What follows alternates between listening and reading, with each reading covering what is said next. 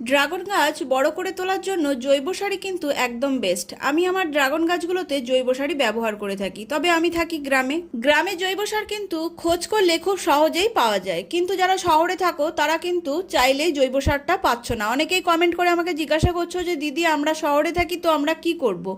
তোমরা কিন্তু অনলাইন থেকে ভার্মি কম্পোস্ট বা কেঁচো সার অর্ডার করে নিতে পারো। এছাড়া যদি একটু কষ্ট করে নিজের বাড়িতে জৈব সার করতে চাও, সেটাও কিন্তু তোমরা করতে পারো। শহরে তোমরা অনেক জায়গায় দেখতে পাবে খাটালের গোবর কিন্তু শুকিয়ে জ্বালানি হিসাবেও বিক্রি করা হয়। তো সেই জ্বালানি হিসেবে গোবরটাকে কিনে এনে বাড়িতে জলে ভিজিয়ে রেখে নরম করে নিতে হবে। তারপর জল থেকে তুলে কিচেন ওয়েস্টের সাথে মিক্সড করে 6 মাসের জন্য পচাতে দিতে হবে কোনো ড্রামে বা কোনো বস্তায়। কিচেন ওয়েস্ট 50% আর ভেজা গোবর 50%, দুটোকে লেয়ার ওয়াইজ সাজিয়ে যে পাত্রেই দাও না কেন 6 মাসের জন্য একটানা ফেলে রাখো।